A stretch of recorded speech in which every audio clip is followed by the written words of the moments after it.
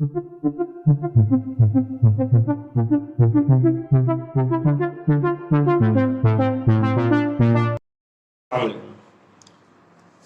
To Olive academy,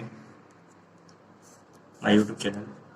आज के दिन हम अपने देखेंगे बेसिक मैथ्स। इसके पहले जो हमने एसएस के पार्ट 3 में बोला था कि जो ज़्यादातर जो 10th में जो बच्चे आते हैं वो सभी को बेसिक मैथ्स में बहुत प्रॉब्लम होती है। और 10th में जो चौपड़ी के जो सम होते हैं, जो दाखले होते हैं, वो कंप्लीट करेंगे क्या हम बेसिक मैथ्स सब देखने बैठेंगे दाखले। तो इसके लिए हम अभी से ही बेसिक मैथ्स के जो दाखले हैं वो अपने सीखेंगे इसके अंदर, ये लेक्चर के अंदर। और इसमें काफ़ी सारा सीखने जैसा है। और अगर बेसिक मैथ्स अच्छा हो गया सबका, अगर बेसिक मैथ्स आपको आता हो गया तो आपको गणित के दाखले गिनने में बहुत मज़ा आएगी और फुल में से फुल मार्क्स आप ला सकते हो। और मैथ्स इतना हार्ड नहीं है जो आप सोचते हो, मैथ्स बहुत ईजी है, उसकी समझने की ट्रिक अलग अलग होती है। ठीक है, तो स्टार्ट करते हैं। आज के अपना टॉपिक में अपना देखेंगे basic maths start to zero. हम जो बेसिक मैथ्स है पूरा हम शुरुआत से चालू करेंगे, स्टार्टिंग से जहाँ से शुरुआत होती है। और इसके अंदर मोस्ट ऑफ जो है बेसिक मैथ्स क्लास 6 से लेके 10 तक का ऑलमोस्ट कवर है सब। इसके अंदर अपना पूरा सब 6 से लेके 10 तक का जो भी बेसिक मैथ्स जो घड़ी पड़ी रिपीट होता है वो हम इसके अंदर सीखने की कोशिश करेंगे। पहला स्टेप अपने क्या करना है बेसिक मैथ्स पक्का करने के लिए, तो अपने पहला स्टेप 1 से 25 तक के घड़िए आने चाहिए। अब तुम बोलो सर 1 से 25 तक के तो बहुत ज़्यादा नहीं हो गए, तो करने पड़ेंगे। क्यों? क्योंकि अमुक जो दाखले होते हैं वो दाखलों के अंदर गणतरी करनी पड़ती है, गुणाकार करने पड़ते हैं। तो अगर तुमको याद हो गया घड़िए तो उसमें बहुत आसानी होगी और जल्दी से आप सम का आंसर ला सकते हो, जवाब ला सकते हो दाखले का।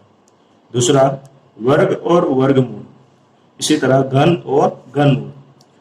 वर्ग और वर्गमूल, घन और घनमूल किसको बोलेंगे?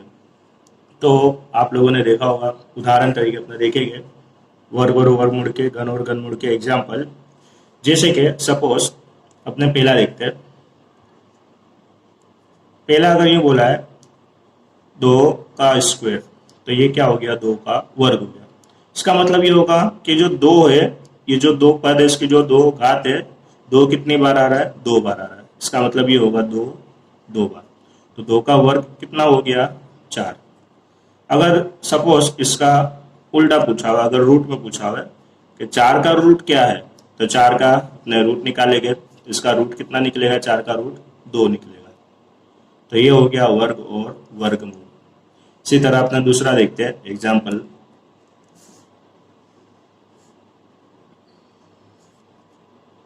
दूसरे एग्जाम्पल में अपना देखेंगे 4 का स्क्वायर। तो 4, इसके अंदर 4 क्या है? पद है, और जो 2 है वो क्या होगा? इसकी घात है। तो 4 कितनी बार है? इसका मतलब 2 बार है। तो 4 गुणिया 4 हम कितनी बार लिखेंगे? 2 बार। तो चौको चौको 16। तो 16 इसका क्या हो गया? वर्गमूल हो गया। इसी तरह में अगर 16 दिया गया है, 16 का अगर बोला है कि इन रूट निकालो, इसका इसका क्या निकालना है? रूट निकालना है। ठीक है इसका। तो इसका रूट कितना होगा? 16 का रूट 4 होगा। तो ये हमें समझना है। इसके बाद हम देखेंगे 2 उदाहरण बहुत हो गए देखने में। उसके आगे अपन देखते हैं घनमूल।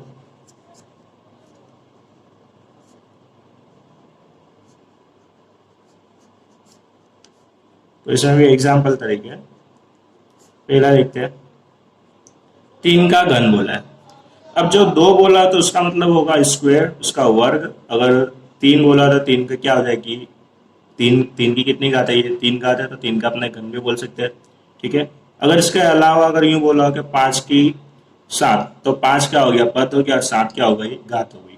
ठीक है। तो इसमें भी हमें जैसा अपनों ने पहले करा था वैसा ही सेम इसमें भी करना है। तो देखते हैं। तो पहला देखते हैं अपने 3 है, तो 3 की कितनी है? 3 घात दी गई है। तो 3 कितनी बार होगा? इसका मतलब 3 बार होगा। तो 3 तरी 9, 9 तरी 27। तो 27 क्या हो गया? इसका घन हो गया। ठीक है। इसी तरह अपना देखेंगे 5। अगर अब यह घन नहीं है, अगर अब तुम सोचोगे कि ये तो घन में गिना रहे, तो ये घन नहीं है, ये समझने के लिए जस्ट उदाहरण तरीके। तो अपने लिख देते हैं तो 5 के कितने घात है? 7 घात है। ठीक है, तो इसमें भी अब ये बता क्या रहे हैं, तो 5 क्या हो गया? पद हो गया, और 7 क्या हो गई? घात हो गई। तो 5 कितनी बार होगा? 7 बार। तो 5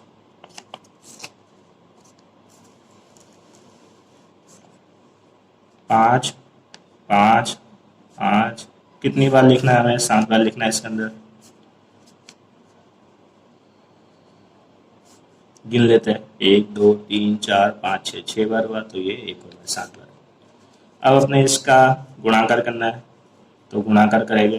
पाँच पाँच 25, 25 पंचा 125, 125 पंचा 625, 625 पंचा 31 25। अब 31 25, 5 25, तो इसका अपना गुणाकार भी कर सकते हैं। चलो, दो संख्या है तो कितना जीरो? एक जीरो।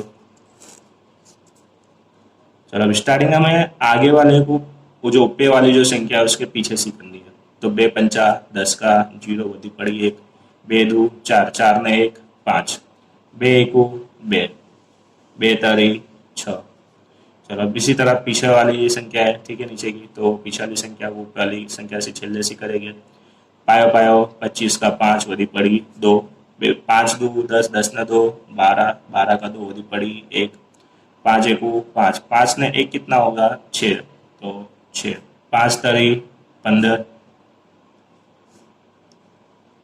चलो, सरवाड़ा कर लेंगे। उसके बाद 5 का जीरो के साथ करेंगे तो 5 ही होगा, जीरो को 2 के साथ प्लस करेंगे तो 2 ही होगा, 5 को 6 के साथ प्लस करेंगे तो 11 ही होगा, 11 वधी पड़ी 1। चलो, 2 ने 1 3, 3 ने 5 8।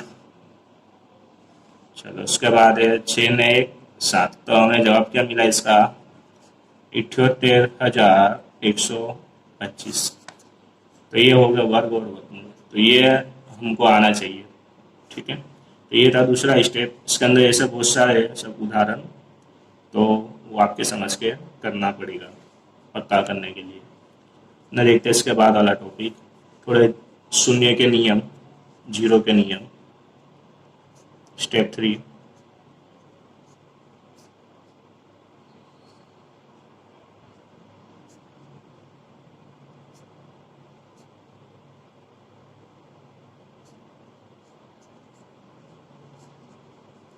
तो शून्य का नियम सबसे पहले हमें समझने के पहले हम एक चीज़ ध्यान रखेंगे इसके अंदर, कि कोई भी अगर संख्या शून्य के साथ अगर गुणाकार होगी तो उसका जवाब हमेशा क्या होगा? शून्य ही होगा। तो अपने ये वाला पहला रूल्स देखते हैं। कोई पण संख्या ने शून्य वडे ગુણવામાં આવે તો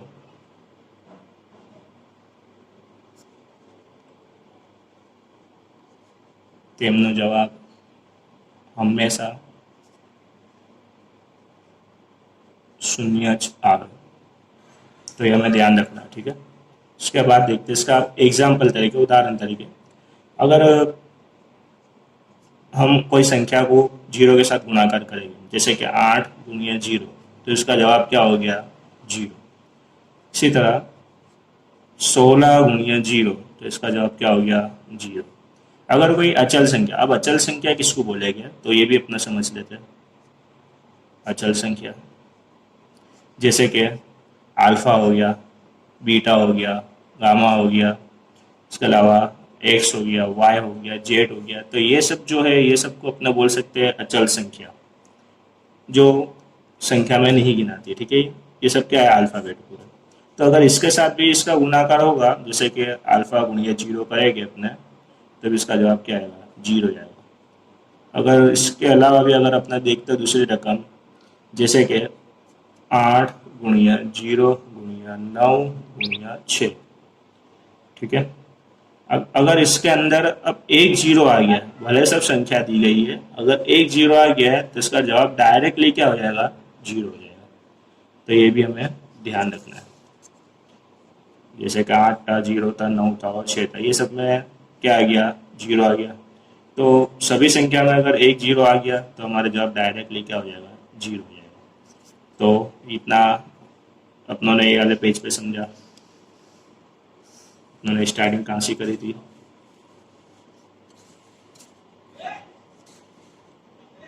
बेसिक मैथ्स से, ठीक है, पूरी जीरो से स्टार्ट करा अपनों ने आज, और 6 से 10 तक का जो भी है पूरा कवर करने की कोशिश करेंगे। पहला स्टेप अपना क्या होगा, 1 से 25 तक। अगर 25 तक नहीं होता तो इन शॉर्ट 20 तक तो आपको बढ़िया याद करने पड़ेंगे। उसके बाद दूसरा वर्ग, वर्गमूल, घन और घनमूल, ये भी आपको याद करने पड़ेंगे। वर्ग वर्गमूल आपको 30 तक याद करने पड़ेंगे कम से कम, मिनिमम, बराबर। और इसके अलावा जो घन घनमूल है ये भी आपको 25 तक तो करना पड़ेगा। फिर अपनों ने उसके बाद जो अमुक संख्या होती है जिसकी घात होती है कैसे निकालना है, बराबर, वो अपनों ने समझा। फिर शून्य के नियम देखे अपनों ने कि शून्य के कौन से नियम है कि कोई भी संख्या को शून्य के साथ गुणा करके तो उसका हमेशा जवाब क्या आएगा, शून्य आएगा। जैसे 8 गुणी 0 बराबर 0, 16 गुणी 0 बराबर 0। अचल संख्या किसको बोलेंगे, तो जो अल्फ़ाबेट होगा इसको बोलेगा अचल संख्या। अल्फ़ा गुणिया 0 करेंगे तो जवाब 0 आएगा। कोई भी संख्या उसके अंदर अगर 0 आता है अपने गुणा करेंगे तो उसका जवाब क्या हो जाएगा, 0 हो जाएगा। तो हम उसके बाद समझते आगे वाला टॉपिक होगा।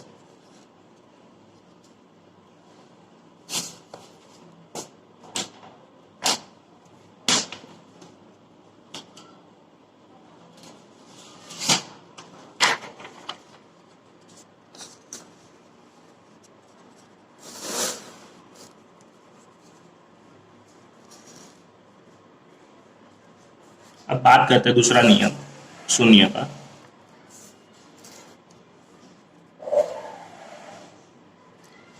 अगर शून्य को कोई भी अचल संख्या के साथ अगर भागने में आएगा, ठीक है, तो भी जवाब हमेशा क्या होगा, 0 होगा। तो ये भी अपना ध्यान रखेगा। तो लिखते हैं शून्य वड़े कोई पण अचल संख्या, यहाँ लिख दे तो उदाहरण तरीका अल्फा बीटा गामा, अचल संख्या ने भागवामां आवे तो तेमनो जवाब हमेशा शून्य ज आवे।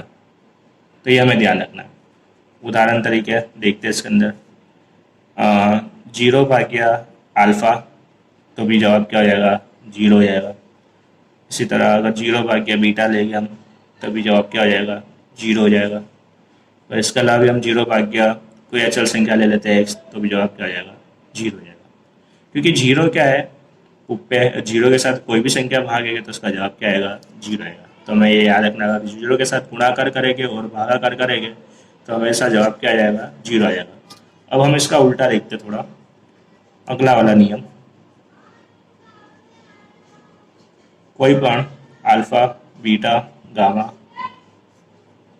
अचल संख्या ने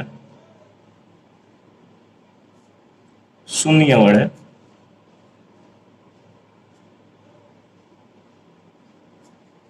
भागवामां आवे तो तेमनो जवाब हमेशा इन्फिनिटिव, इसको क्या बोलते हैं, ये जो दिया गया है इसको बोलेंगे इन्फिनिटिव।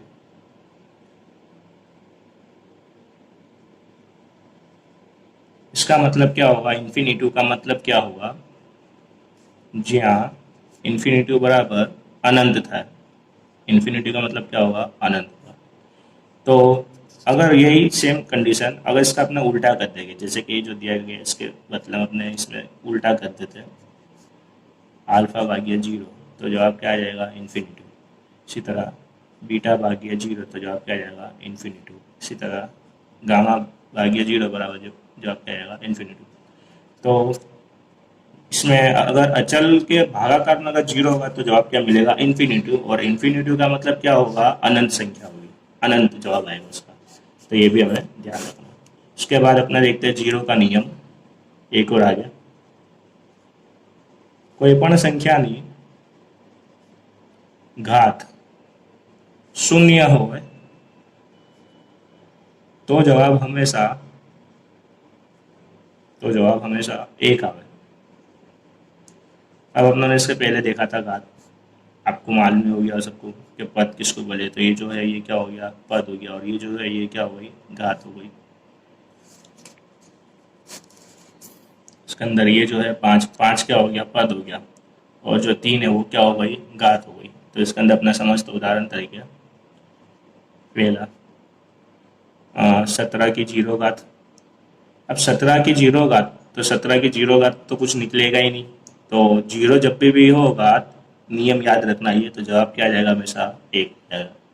उसके बाद दूसरा 5 की जीरो घात है, तो 5 की भी जीरो घात है, तो इसका तो कुछ निकलेगा ही नहीं, तो इसमें भी इसका जवाब क्या आ जाएगा, एक आ जाएगा। तो इसी तरह एक और देख लेते हैं, 8 की जीरो घात, तो जवाब क्या आ जाएगा, एक है।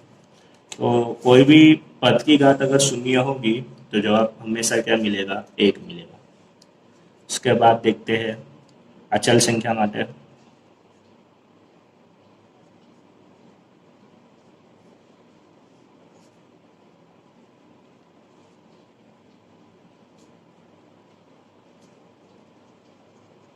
उदाहरण तरीके अपना देखेंगे, अल्फा भाग्य अल्फा। अब अचल संख्या से अगर तुम भागाकार करोगे, जैसे कि अल्फा भाग्य अगर तुम अल्फा ही करोगे, तो इसका जवाब कुछ मिलने वाला ही नहीं है, ठीक है।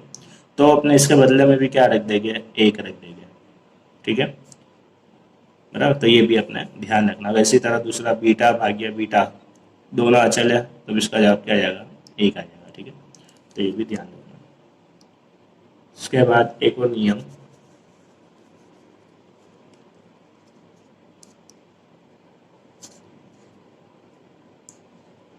ऊपर અને નીચે સંખ્યા જ્યારે એક સરખી હોય તો પણ જવાબ હંમેશા एक आवे। अब ऊपर और नीचे संख्या एक जैसी होगी तो भी इसका जवाब क्या आएगा, हमेशा एक आएगा। जैसे कि उदाहरण तरीके, पहला दाखला 17 भाग्य 17, तो जवाब क्या है, एक। तो ये अपना ध्यान रखना, जब भी ऊपर नीचे संख्या एक जैसी होगी तो जवाब क्या आ जाएगा, एक आ जाएगा। इसी तरह 29 भाग्य 29, तो जवाब कितना आ जाएगा, एक हो जाएगा। 32 भाग्य 32, तो भी जवाब क्या आ जाएगा, एक हो जाएगा। तो ये आज अपनों ने शून्य के रूल्स नियम देखे, और इसके अलावा भी और बहुत सारे हैं, तो वीडियो बहुत लंबी हो जाएगी, ठीक है। तो हम यहाँ तक की रखते हैं पार्ट 1 बेसिक मैथ्स का। और अगर इसमें कुछ समझ में ना आया, जीरो के जो भी सब नियम थे, तो कमेंट कर सकते हो और पूछ सकते हो, ठीक है। Thank you.